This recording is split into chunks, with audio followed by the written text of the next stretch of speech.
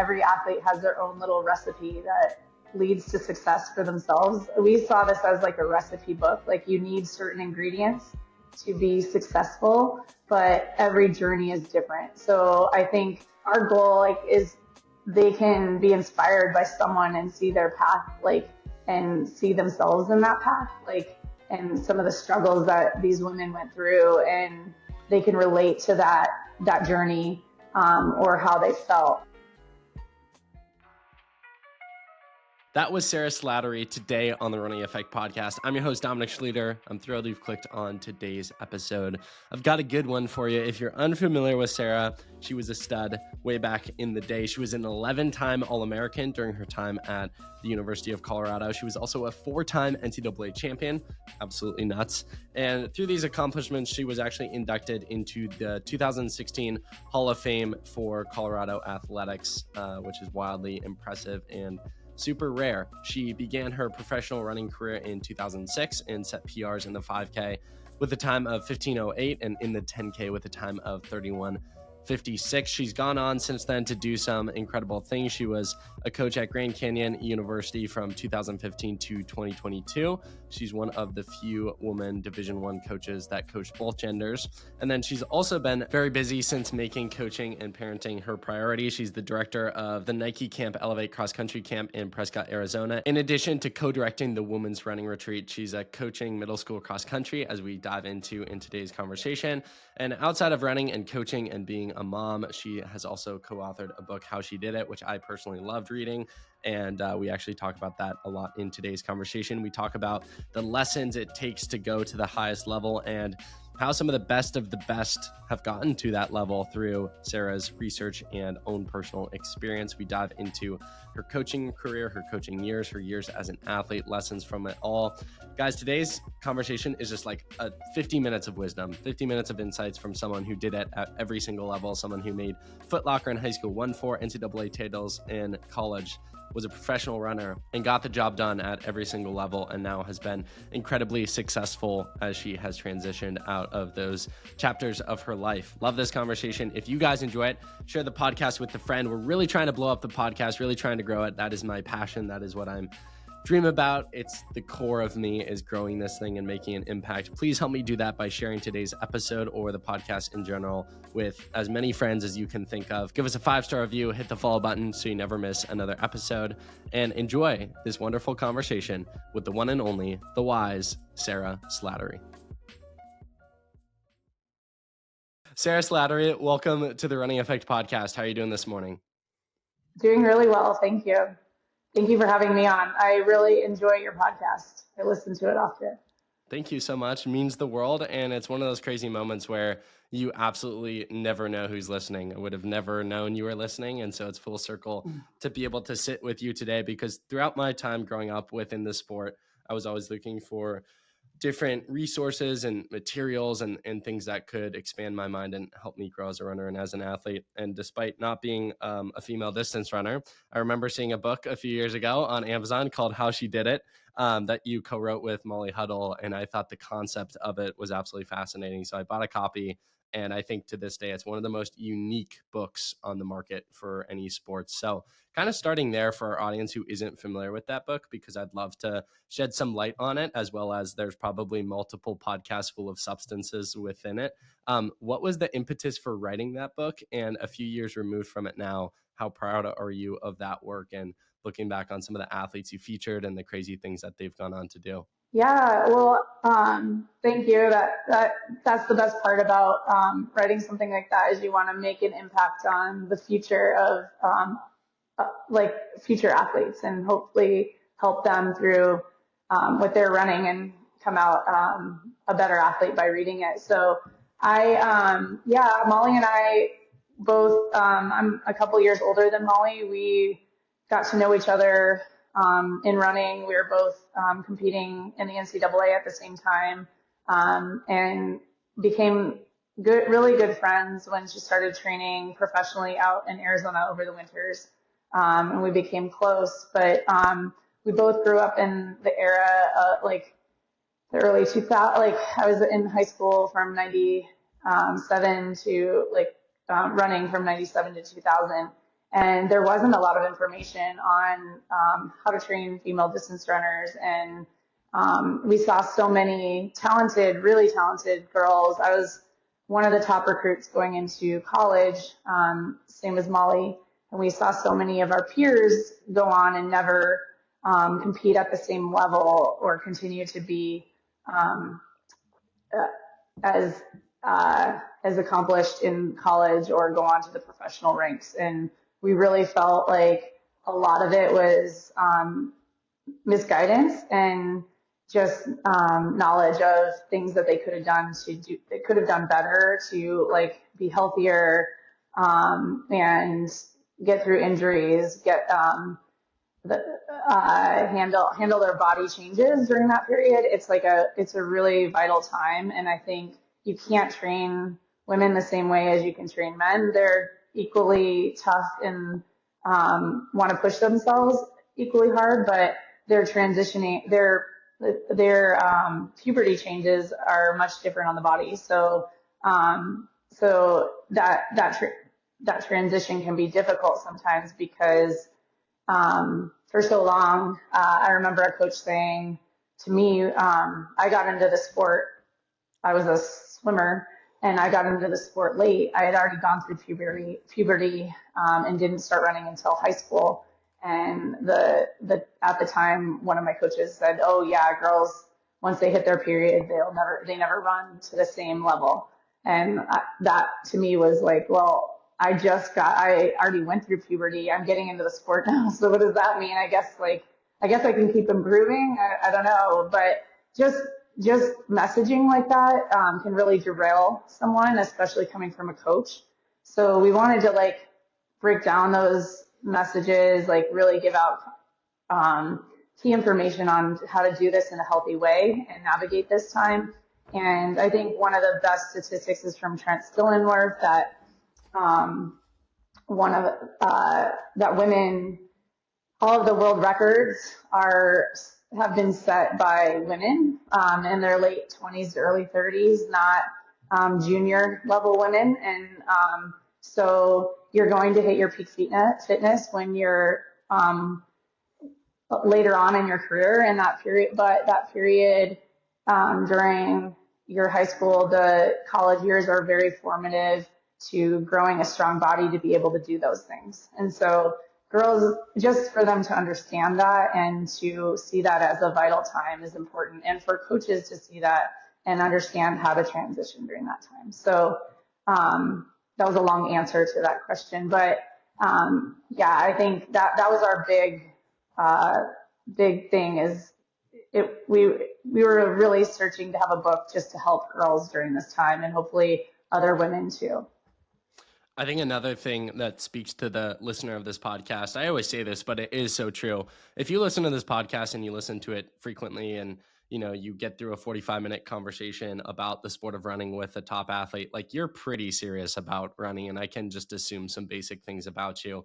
And specifically talking about it in relation to this book, I think a big reason a lot of people listen to this podcast in terms of a younger athlete is because they wonder how people did it. Like they see a Hobbs Kessler and they're like, how did you make the Olympics? How did you break 4 minutes in the mile? How did you go pro out of high school? And they're so curious. So they listen to the conversation, hoping to glean insights on how they themselves can do it. And I think such a good title, one, great marketing, but two, I think the beauty of the book is it really condenses down how people did it. And I mean, to give some flowers to the book, I mean, you break it down depending on the decade. And I mean, you really get on like every top female athlete from Emma Coburn, Elise Craney, Courtney Frericks, Dina Castor, who I had on the podcast yesterday, Paula Radcliffe, like you get them all on, could go on and on and on. So I'll stop myself here and just simply ask you, how did they do it? What's the common theme? Yeah, I think that was a big drive with this too. Like as a young athlete, I could have been told all day long like what I was supposed to do. Like, but I wasn't going to necessarily listen to it unless I saw it play out in athletes and see them like actually taking that advice and using it. And so we felt like we put those 8 experts in at the beginning, talking about the 4 pillars of like injury prevention, mental health, physical health, nutrition. But we really felt that the stories of these women were the most impactful and powerful for girls to understand these concepts and really understanding the history of our sport and where it's come and how far it's come and the things that some of the women early on faced to compare to what women are facing now. And so I think it's really important for them to understand that part of it too, because women's distance running is still like fairly young compared to men, and just hearing those early pioneers and what they've done. I think the best example of that is Shalane Flanagan and her mom, really. Like her mom should have a book really on her story, but she had the first women's scholarship. They didn't have women's scholarships at the time, but she just kept showing up to practices with the men's team. And the Indiana State coach was like, well, I might, like, we're going to make this happen. You're here every day and you're just as good as some of the men I have on this team. So she was the first woman to have an athletic scholarship. She had the world record in the marathon. She patented the first sports bra because they didn't have one at the time. And then to see like the barriers she really had to getting into the sport and what she did, and then to see kind of those barriers that were broken down and like the path that Shalane was able to take on and the heights that she got to without having those same barriers was really eye-opening and I think very inspiring. And so it's exciting. I think it's a really exciting time in women's running right now. Like we see so many big, I think this Olympics was like a women's movement really, but it's like, what can women do now that they have the resources and they have more support? And you're seeing like all these incredible performances. I think but I don't think I answered your question on how they did it, but really it's breaking barriers. And Yeah, I do have a point off of that I think you can riff off of, which is a common theme that I think how she did it covers. If you read the 50 stories, very few line up. They're all pretty unique. There's all uniqueness within each story. And that's something that I try to give advice to when athletes come asking for it, is like, your path is going to be different than everyone else's. And just because you haven't run X, Y, and Z time by 8th grade or by your sophomore year, or haven't gotten reached out to by X, Y, and Z D1 coach, like, you're fine because you have your own unique path. And I think that's a really, really cool thing that this book highlights, is that all the 50 athletes had different journeys. Of course, there was some crossover, some alignment, some were better than others early on. But can you speak, and maybe speaking on your own experience here too, as a remarkably successful athlete, as we'll get into, like, no one gets to the Olympics the same way. It's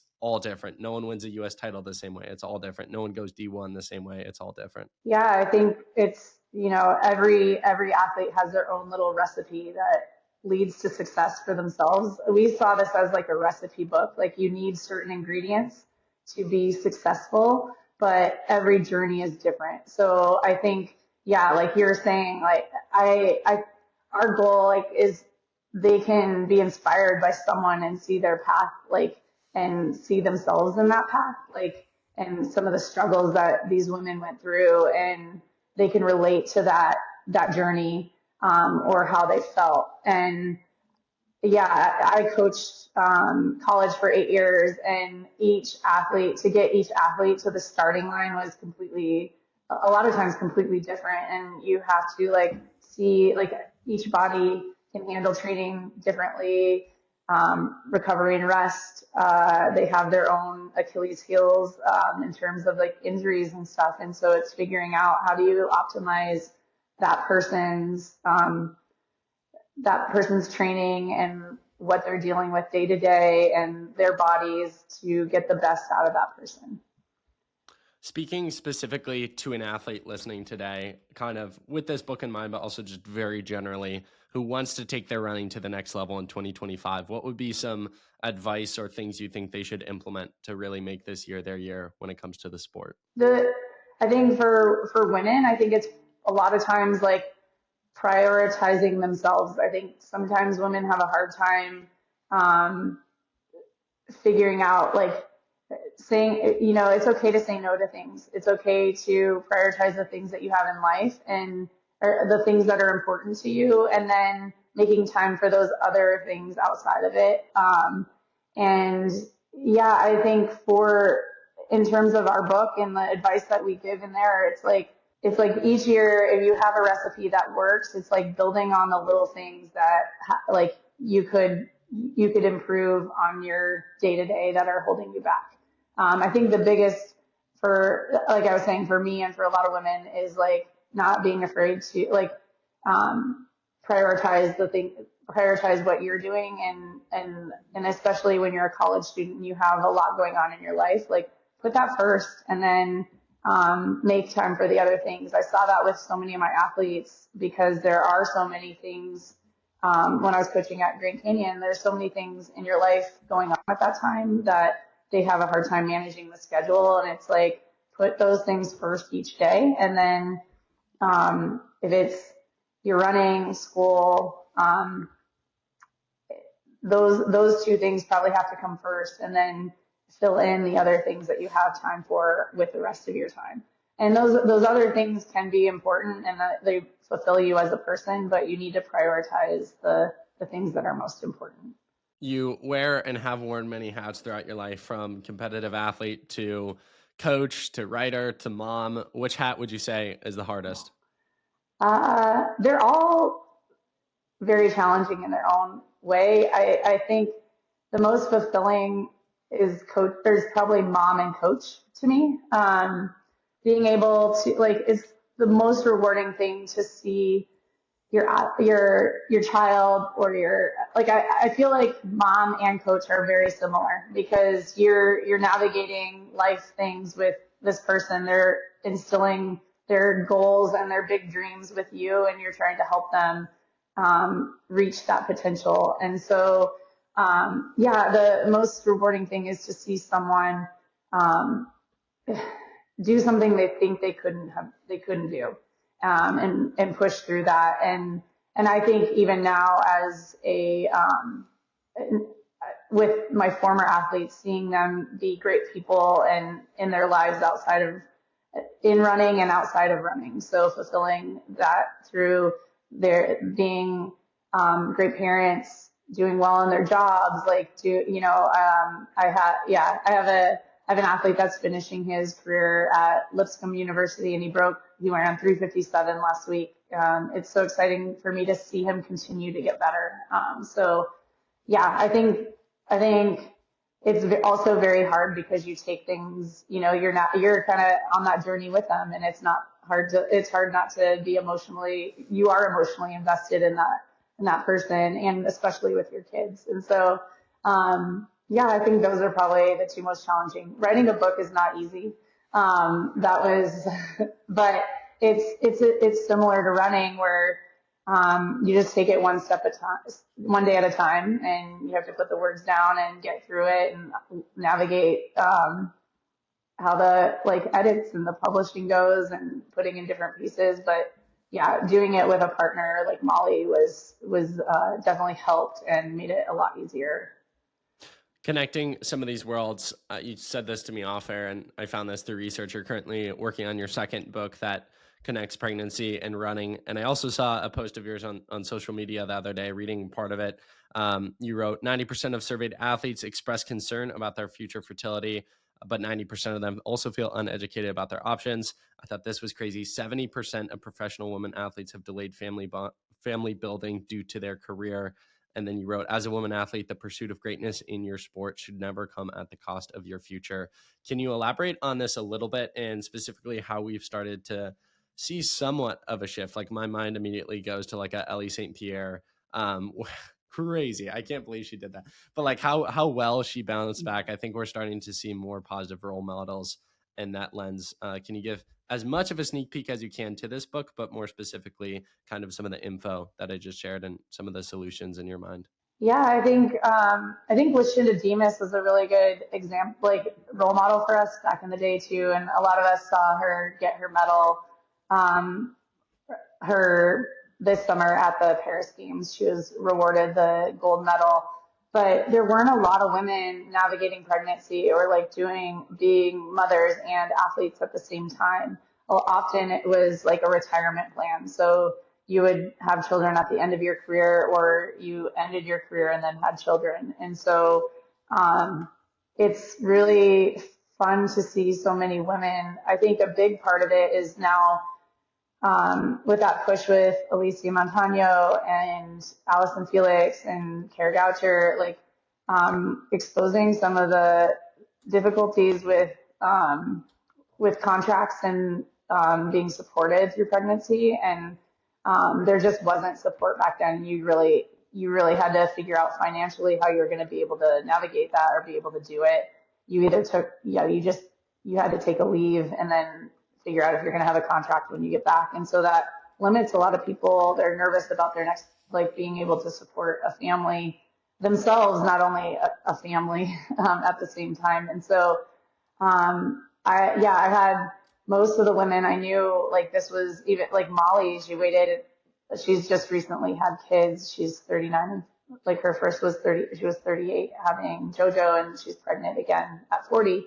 But, it was, I think now we just didn't know because so many women quit before they were reaching their peak, or they weren't doing this in the middle of their career. But we're seeing now that the peak is much later than we thought.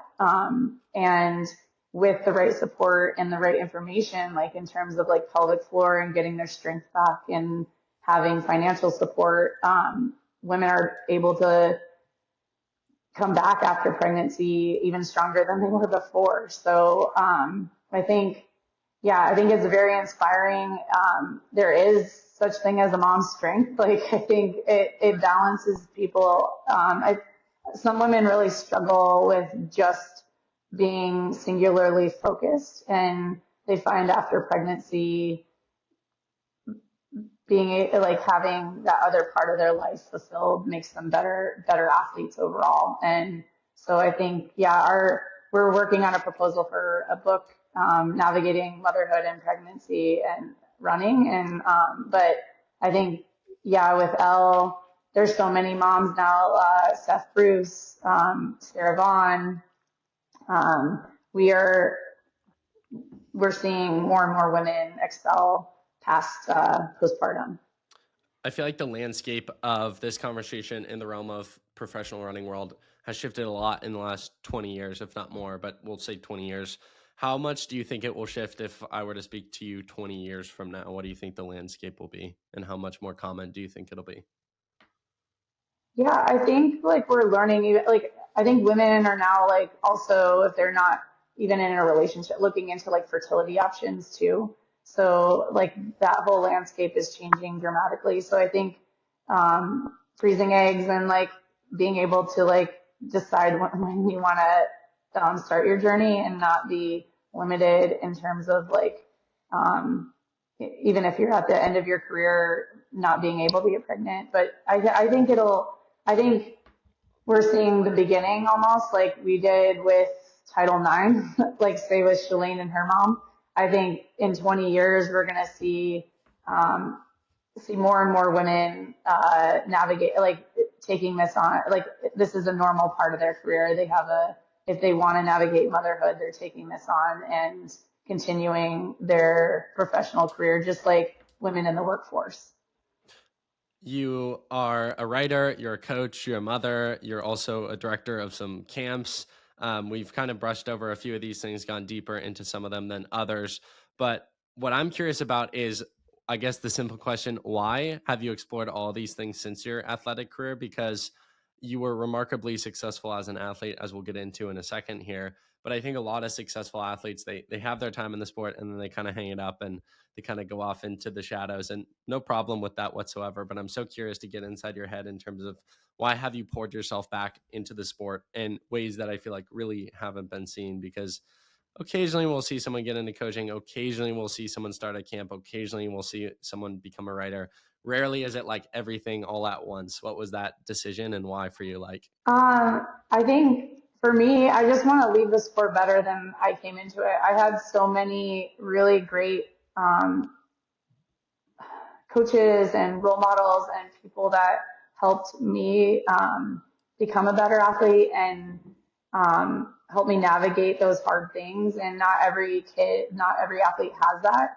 And so I felt really lucky to have the resources that I did when I was going through it. I had a great high school coach. I went to a program and was under Mark Wetmore, who helped me tremendously. And I worked with a sports physiologist at that time when we were at CU. I was in this program where they were studying collegiate athletes that Mark got us into. And so I learned a ton from Dave Martin, who passed away. He was like, he worked with Sebco. He helped coach Sebco at the time, and he wrote a few books.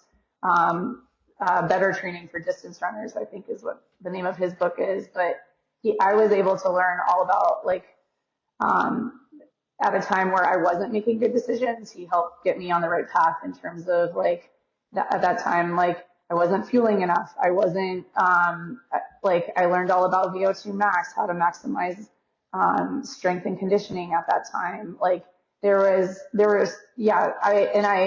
was randomly able to get on that path. So many girls weren't. And I think for me, the book was a resource I wish I would have had. And I wanted to give that to other people. So I navigate projects that interest me, that I think would help someone. And the camps, coaching was the way for me to, like, do it directly. So, like, it was a way that I could impact someone directly and work with athletes in a very vital time. If I could have continued coaching, it was the only reason that was the most fulfilling thing I've done in terms of, like, post collegiately, because I got to work with athletes day to day and impact their lives directly. And it was just the time schedule was so difficult with having young kids, and my husband traveled all the time.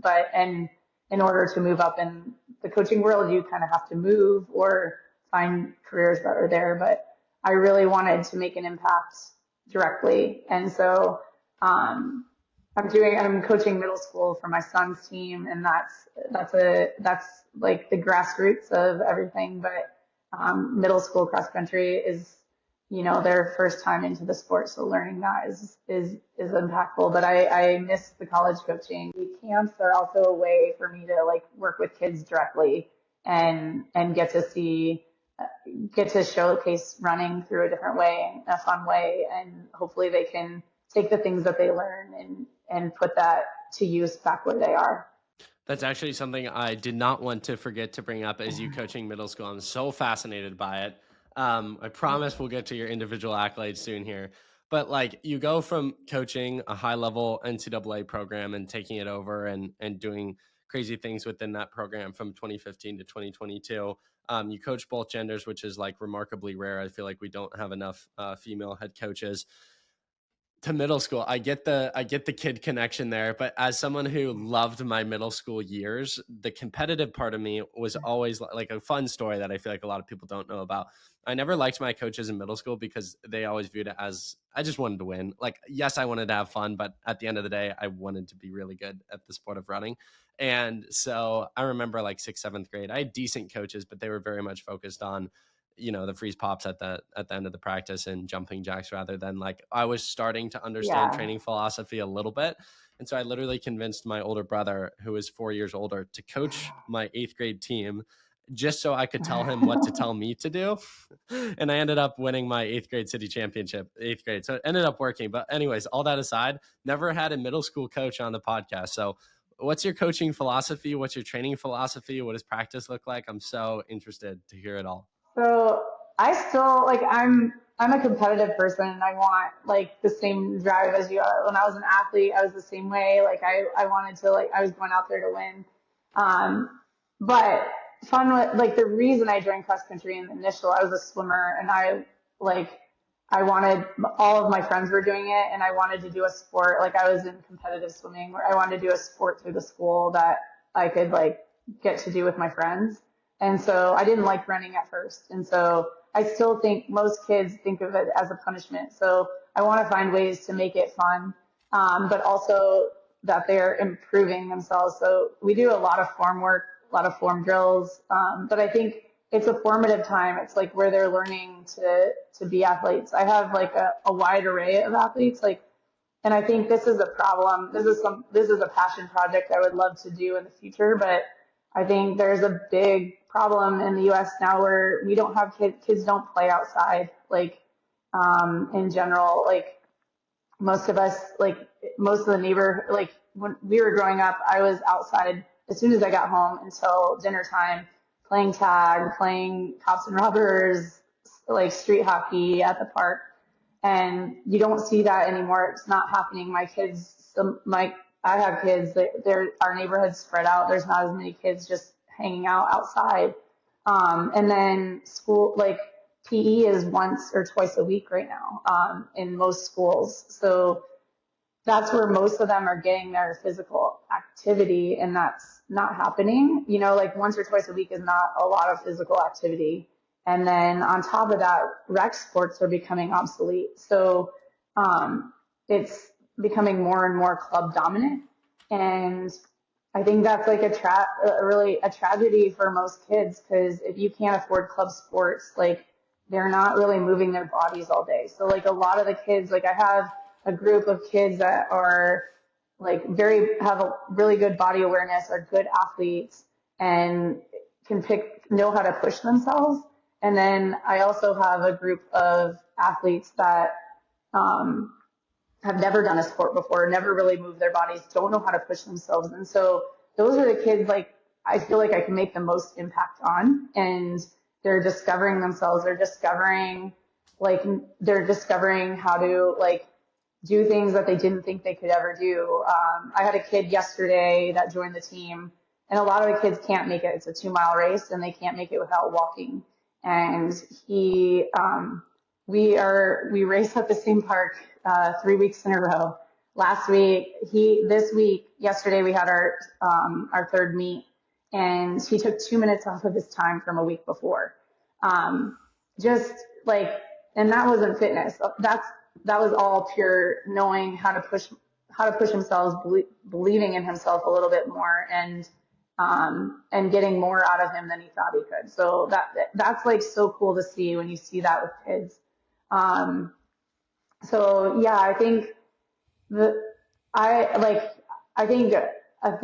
I'm not super political on things, and I know this Maha movement has been going on in terms of that, but if anything could happen, I would love to see PE, like, be more involved in the schools. I'd love to see more rec sports available for kids and getting kids out there moving more.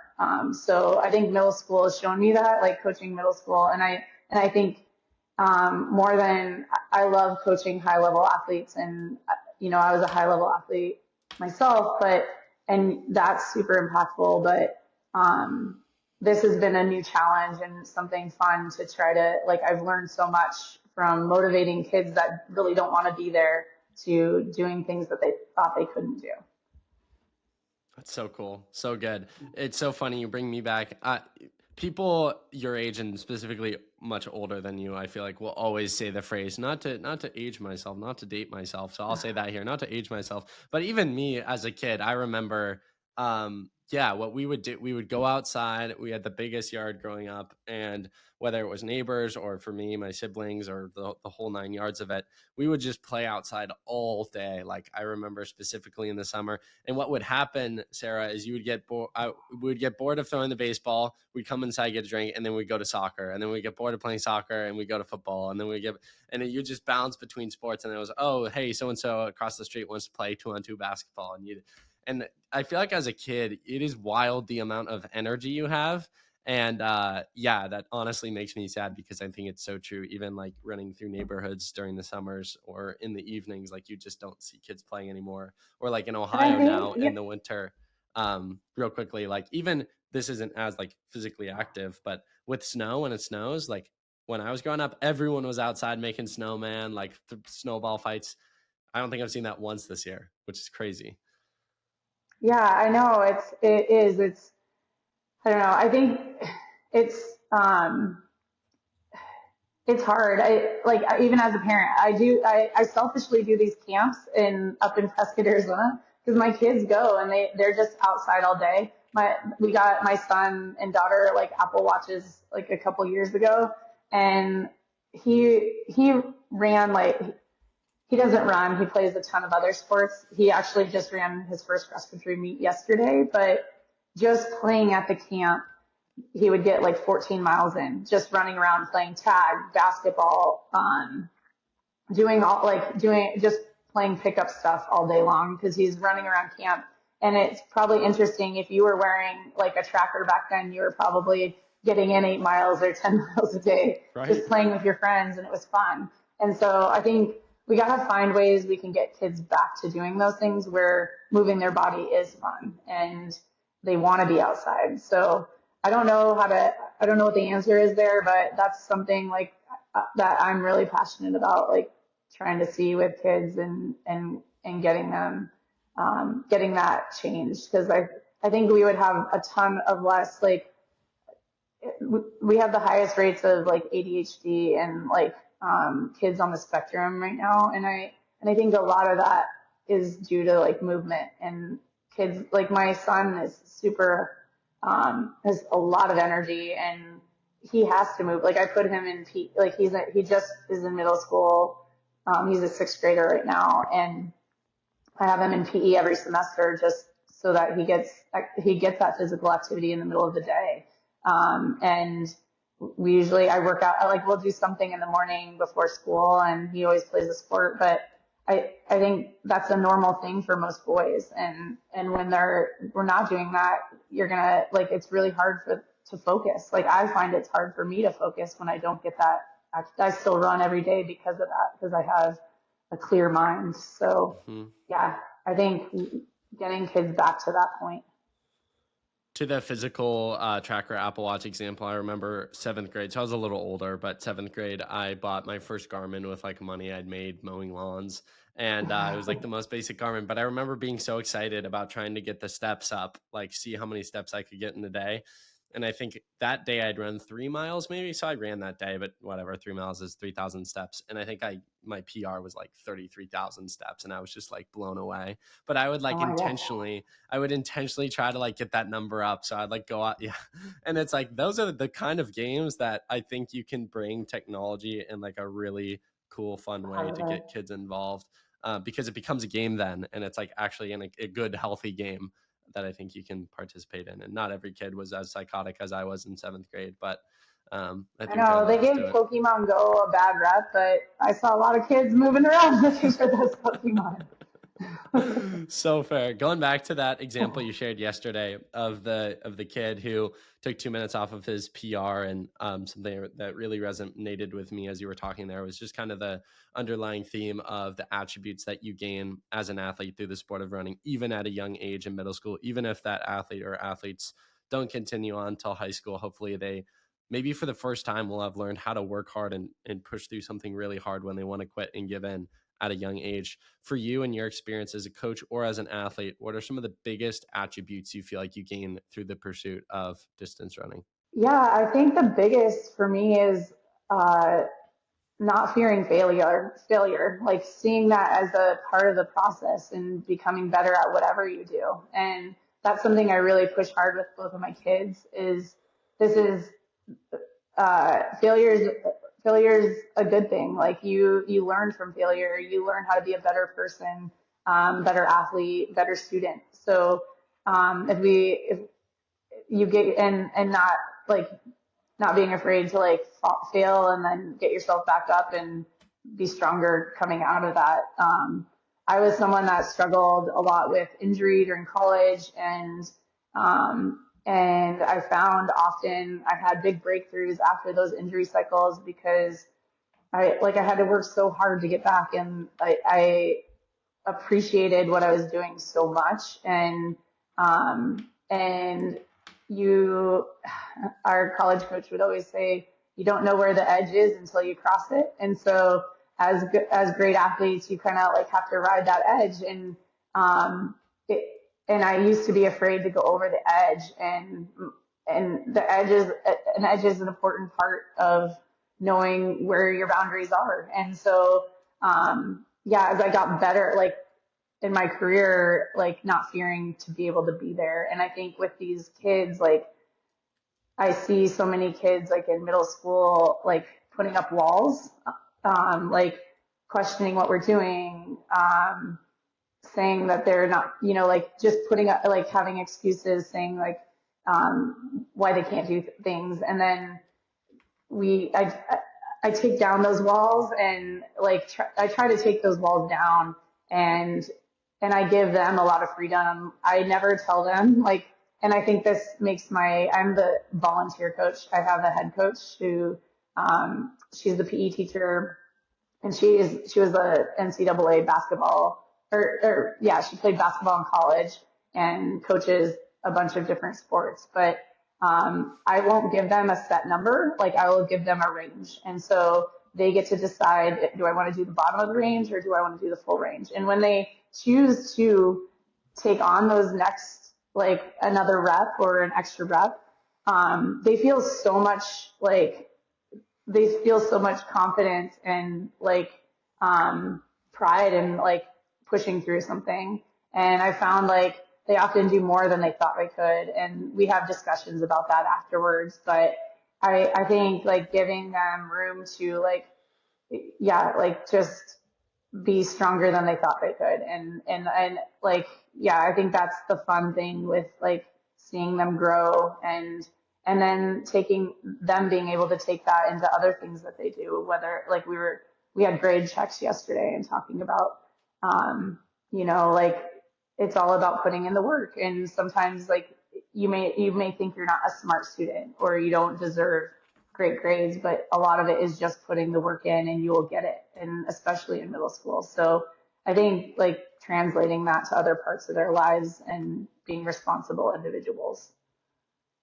I mentioned multiple times that we will go over your individual accolades. And for those who don't know you, they're probably like, can't be that good, Dominic. Like, what are you talking about? Maybe she ran in college. Maybe she won an All-American once, but that's it. No, guys, Sara was a stud, okay? Let me read you some stats here. You were 11-time All-American, which is wild. I think that's on the upper echelon of guests I've had in terms of amount of All-American honors. You were a 4-time NCAA champion, and you were also inducted into the 2016 Hall of Fame for Colorado athletics, which for those who aren't familiar, Colorado is kind of historically a running mecca, so even more impressive there. And then you went on to have a remarkably successful professional career. You came fourth at the Olympic trials in the 5K in 2008. You had PRs of 15:08 in the 5K and 31:56 in the 10K, pre-super shoes, I must add, when those times were ridiculous and very rare to run.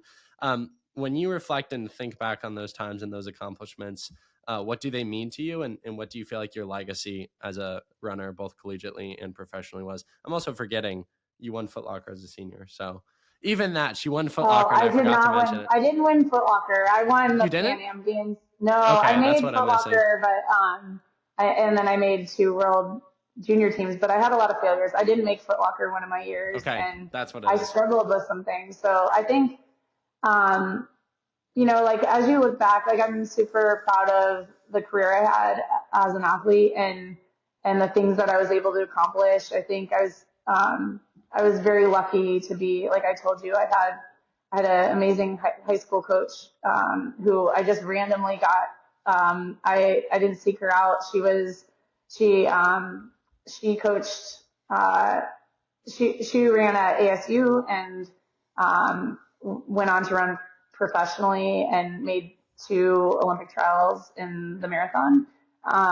When she used to train with me, but at the time I didn't know what an amazing role model I had, and she really helped me navigate some really hard things, like when I was getting into the sport. And then she also coached, before she coached me, she coached just men. So she had she had like 4 or 5 state championship teams that she coached the men's team. Nathan Nutter, who went on to win an NCAA championship at Stanford, was on her team. She had a couple guys run for ASU, but she taught me a lot. I saw her as a mother. She was like an amazing mother. She had 2 daughters that were young when I was in high school that she would bring to practice every day. She coached men really well, and she coached women really well. I saw her run in Olympic trials and the marathon. So like she was, and then I saw her as this like tough coach that pushed me hard, but also this loving person that cared about me as an individual and is still one of my close friends to this day. And so, yeah, I was very lucky to have that and have Coach Wetmore, who cared about me more as an individual than as a person, and helped me, yeah, navigate a hard, like that transition to college and do it at a high level and accomplish these things. And I also, had a lot of rough patches through there where he cared about me and showed that, like, no matter if I was performing well or wasn't performing well, he was going to be there for me. So I think, yeah, and then I had some amazing teammates. So I think that's the biggest thing with this sport is like being surrounded by amazing, like the relationships that you make and being surrounded by amazing people and hoping that you can you can be that person in the future for someone else and help them accomplish big things. We mentioned the book, How She Did It, extensively at the beginning of this conversation. I want to ask you, how did you do it? I had to navigate a lot of injuries. I think always having a positive mindset that there was still more there. And I still, like, when I look back, you're happy about the things that you do. Like, I wish I would have taken on more of like the mental health side of things, like helped with like sports psychology and believing in myself, especially when I was making that transition from college to post-collegiate running. That was a little bit harder for me to navigate, and I don't think I reached my full potential there. And so I think like if I would have just had a little more of that self-belief and doing the things that were right for me instead of what I thought I should be doing at that time would have helped a lot. So I think, yeah, for me, I just really loved running, and how I did it was I wanted to be able to do it for a long time, and I really tried to surround myself with. I was lucky in some stances, but I also chose some really good people like Coach Mark Wetmore and was seeking out knowledge all the time to be a better athlete. And so that's how I did it. I just wanted to find. I think athletes today have more knowledge than we did, but like I was just seeking out ways like I could incorporate new things into my training that would make me better, but also believing in the things that I was doing. I also wasn't like obsessively looking at what everyone was doing in their, like not getting taken down by, they're distracted by what others were doing, but believing that the recipe for me was the right recipe for me. How do you take the lessons that you learned during those competitive years as a runner, high school, college, professionally, into what you're now doing now in all of your current pursuits, even if it's just the middle school coaching aspect? How do those experiences as an athlete now influence your current experiences? Yeah, I think one is having fun with it. So making sure every day that like I'm pursuing things that I enjoy doing and that I'm fulfilled with. And as an athlete, you can only be great at something if you really are passionate about what you're doing. And so, yeah, I try to find things that I'm interested in and really enjoy doing, and try to do the best that I can.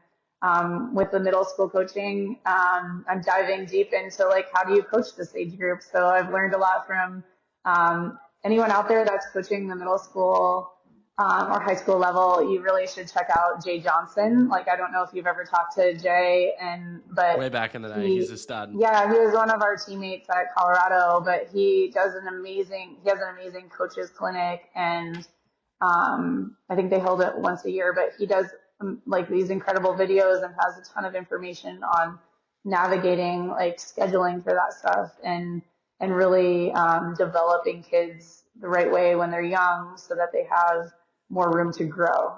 So yeah, I'm always like, I think what I learned is like, you can always learn new things, like, and it's important to like figure out, take as much knowledge as you can and put it to good use. And so it's fun for me to do that. Like, I didn't know a lot about like coaching middle school, so I'm learning a lot. And but I do know a lot about running, and you can take those basic principles that you already know and fine tune that with the new knowledge that you get, and and make it fun with that age group. So, and then with the camps, like, yeah, I'm constantly changing the information that I'm giving kids because like new things come. We have those fundamental principles, but I want to know what like the newest things are in high school running, and be able to relate to the kids that are coming to my camps and make it fun for them, and get so that they get something out of it and enjoy what they're doing. So yeah, it's always like trying to find, it's always learning. I think that's, as an athlete, as a coach, writing a book, all those things is a learning process. And I think, yeah, as an athlete, you learn not to be afraid to fail and go all in on things. So it sounds like, well, just naturally, I can assume throughout your athletic pursuits, and for sure now with all the roles you have, you're a dreamer. You set dreams, you set goals.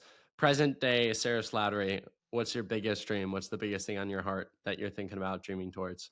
the biggest thing for me is being a great mom, honestly. Like, I think that's the ultimate, like, um, I want to help my kids navigate, like, like hard, they're going through, my daughter's in the end of elementary, my son's in middle school, and being good people. Like, I want them to enjoy sports and learn things from sports, but being a great person. And I think as a coach, I want to do the same thing with my athletes. And